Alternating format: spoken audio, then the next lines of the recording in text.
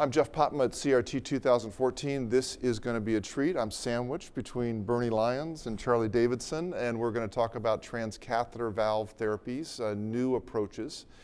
So I think let's just start out with some of the challenges that it takes to bring a new transcatheter valve. How long have you been with direct flow, and tell me what the early days were like in terms of evaluating the technology? Well, the company was founded in 2004, Jeff, and I've been with the company now 8 years, so I joined in 2006, right after the first round of funding came through.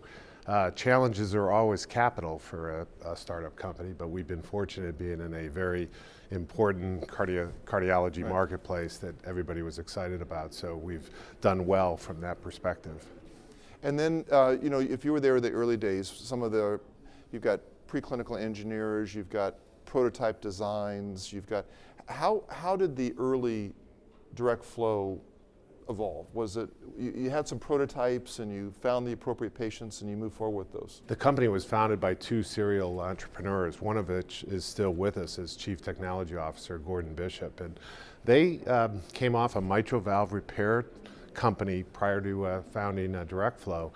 And right when Edwards acquired PVT, and they spoke to the early users of the Cribier transcatheter valve. And back in those days, we didn't know whether this technology would even work as a successful procedure for aortic stenosis patients. But they asked those early pioneers that were using it what needed to be improved if they were going to do it. So it was really engineering focused around three primary specifications. One, to be able to reduce vascular complications. Back then, the sizes of the devices were so large.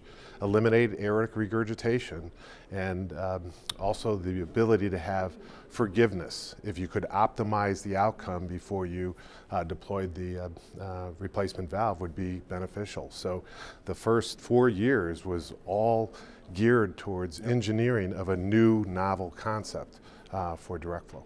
So Charlie, now we're going to fast forward to 2014. We're inundated with new data now from all the transcatheter valves. We've got, as we talked about yesterday, it's almost like we want to pull all the people aside and have some discussion about all the stuff that we're actually seeing. What do you view as the major limitations that we still have to fix with transcatheter valve therapy?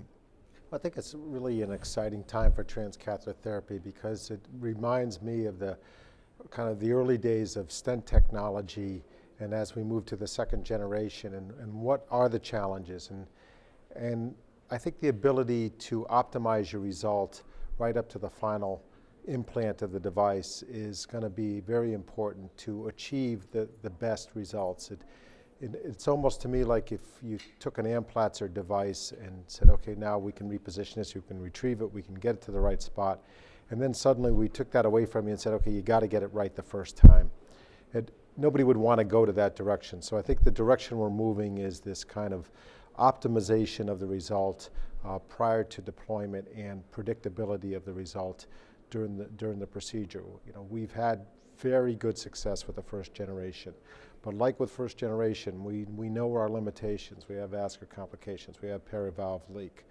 We have problems with valve embolization. These are the things we want to overcome as we try to compete with surgical AVR, particularly in the low and intermediate risk populations. Well, I mean, I think the current generation, maybe we can speak about the European data as well, but it sounds as if the current generation of the direct flow really gets at the problem of perivalvular regurgitation.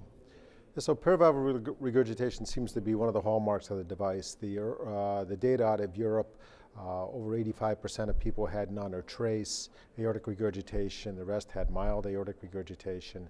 And we're seeing the same thing occurring in the US feasibility trial and in the European commercial, that aortic regurgitation really can be treated effectively during the implant itself. Yeah.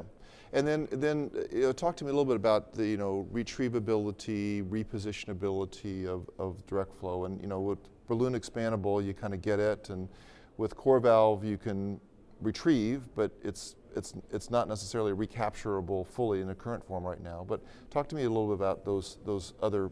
So with the new technology, one of the first things we wanted to learn is just how to position it well in a very short period of time. And that became pretty evident with some of the early work we did, particularly in Milan.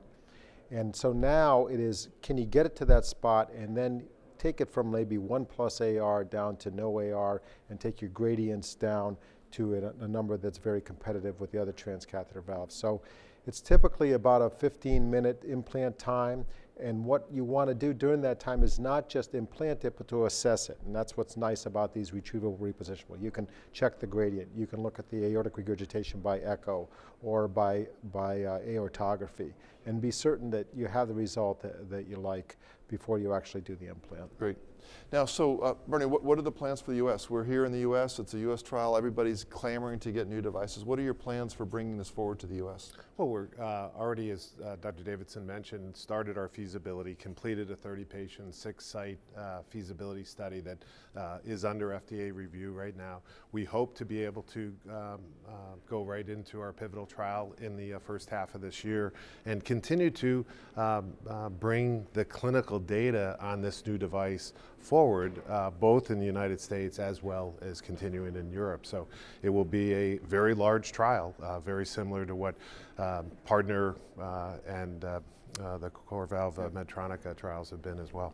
So Charlie, I give this talk this afternoon. I can change my slides, so I'm going to use your answer a little bit to change my slides around a little bit based on your answer. But without giving anything away in terms of what your strategic plan is, do we know enough about the outcomes in patients with aortic stenosis based on the risk group to just do a registry, or are we going to be required to do a randomization versus a commercially available and competitive device? It's a great question. I feel like in the extreme risk population, we probably have a good data set of knowledge, particularly from the core valve extreme risk, from the Partner 1B, Partner 2B data. It's a pretty good data set now. We know what the performance goals are for that population, and we clearly know how poorly they do with medical therapy, so we don't need to go down that road. So I believe in that population we probably can go against a performance goal, much like at extreme risk, although that number gets dialing down on what you're looking, because you're no longer randomizing against balloon valvuloplasty, right? We're looking against actually a transcatheter valve.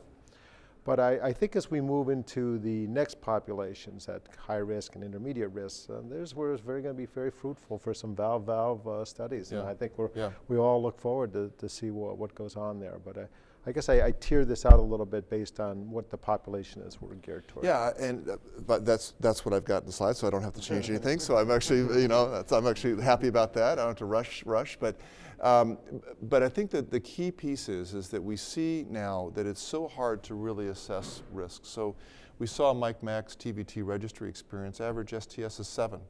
And it doesn't matter if you were deemed inoperable or if you were deemed high risk or if you did transfemoral or if you did transapical. It turned out to be 7 and change. And so we see now that it wasn't 10, 12, it's the STS are coming down. And I think there could be one or two factors. As surgeons and the heart team may be assessing other factors besides just STS. And it may well be that there's enough acceptance of the data that maybe some of these lower but still high-risk patients are going to be included in the pool. So randomization seems about the only way you could really sort those things out. Right, I think you're absolutely right. There are several factors that are in play there. And for example, hepatic disease doesn't get well calculated in the current STS. I know moving into it, but so there are factors that don't appear there. Plus, I do believe the heart team, when you sit down and we review these cases each week, there's things that you're thinking about now that you may not have entered into the discussion earlier that kind of say, okay, you know what, this technology does work, and it's working better all the time. We're probably better served by doing a transcatheter valve, and that's hard to factor into a number equation. So I agree with you. As we move out to these other risk groups, it's going to be important to make sure we have an adequate control group. Good.